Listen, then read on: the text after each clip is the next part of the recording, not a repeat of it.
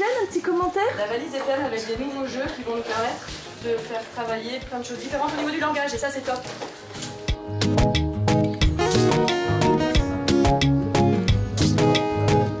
On a eu vraiment une organisation hors pair, ça a roulé, il n'y a pas eu de temps mort, on a fait des rencontres incroyables et puis entre chaque personne qui a participé à la mission, une solidarité incroyable aussi. Voilà, donc là c'est les 4 premiers enfants de l'école de San Pedro. Moi je me suis occupé du secrétariat, donc j'initiais en fait les enfants dans le parcours, donc ça c'était sympa, mais c'était très intense. Pascal, tu fais quoi? Eh ben, tu vois, là, je suis en train de créer le dossier d'une nouvelle petite fille qui vient d'arriver. Donc, je dis un petit peu où elle vient, quelle école.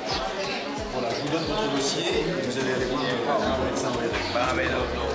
Mon poste consiste à examiner les patients, à vérifier l'état de leur tympan, qu'il n'y ait pas d'atteinte particulière. Cora, c'est un médecin qui travaille avec la fondation Oir Parabivir, avec qui j'ai examiné les patients. Donc c'était l'occasion justement de partager un petit peu nos savoir-faire, de voir un peu comment elle faisait pour examiner les malades. Ça va.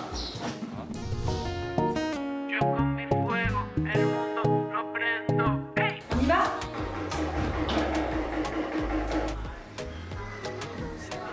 Super.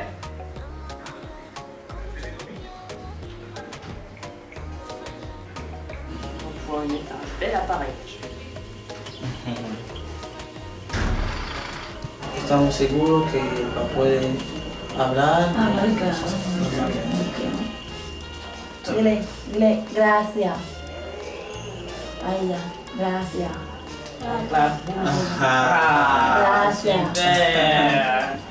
Une impression de continuité, d'engagement de l'équipe qu'on avait formée à l'époque. Et puis de maîtrise aussi, à la fois de l'audiométrie par Enoch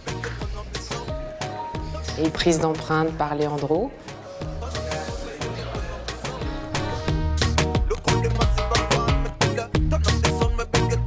Là, il y a une véritable organisation qui a été en place avec Oir Parabivir et on sent que voilà, c'était bien en place depuis 4 ans maintenant. Et ça, c'est bluffant parce qu'ils sont très investis, ils sont extrêmement disponibles. Et c'était très agréable de travailler avec eux. Il y avait vraiment une belle synergie entre l'équipe française et l'équipe dominicaine, donc c'était vraiment très chouette. Je reçois l'empreinte brute que je vais tailler pour un bel appareillage.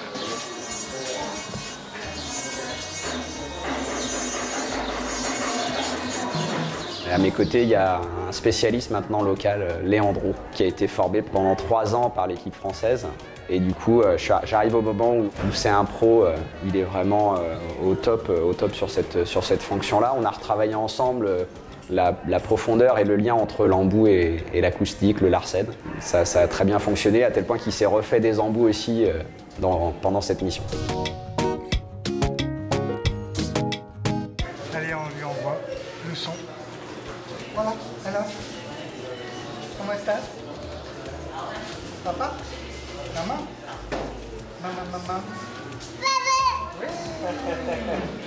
C'est toujours chouette de mettre des nouveaux appareils aux enfants. Vraiment, on voit tout de suite des réactions, des sourires. Après, c'est vrai que c'est pas forcément évident. On travaille déjà avec des enfants sourds profonds, avec la barrière de la langue des signes, mais super chouette.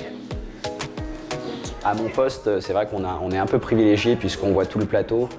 Et voilà, j'ai pu aussi voir les audios qui allument l'appareil pour la première fois. Et voilà, on a beau le voir avant à la télé, c'est une émotion à vivre. Là, je suis avec Enoch et on revoit les réglages qu'il a déjà fait sur la petite fille, l'adapter avec le niveau de répétition de cette année. Moi, Anne, Sophie. Bravo.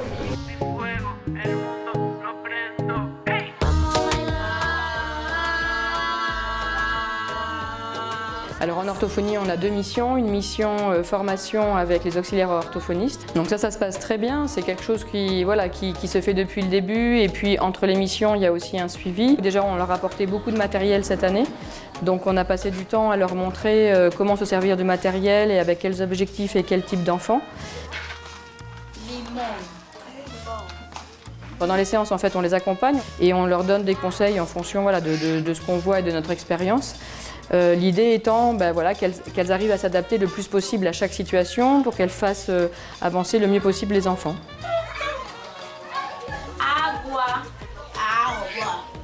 Donc là, on fait un jeu de compréhension orale de phrases pour voir ce que ça donne après 3 années d'appareillage. Tiene los ojos azules.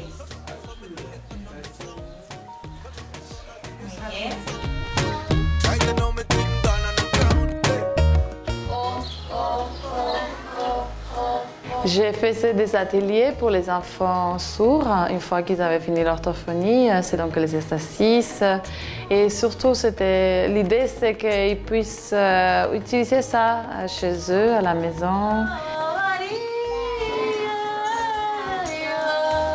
Et travailler aussi avec les parents qui regardaient souvent la séance de musique, qu'ils puissent avoir une interaction en fait avec le monde extérieur.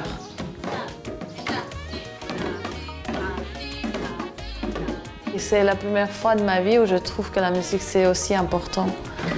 Voilà, j'ai jamais imaginé que ça pouvait être aussi bien pour des gens qui n'entendaient pas. Et j'ai trouvé que ça permettait aux enfants de jouer ensemble, par exemple, en quelque chose dans lequel ils pouvaient se concentrer ensemble.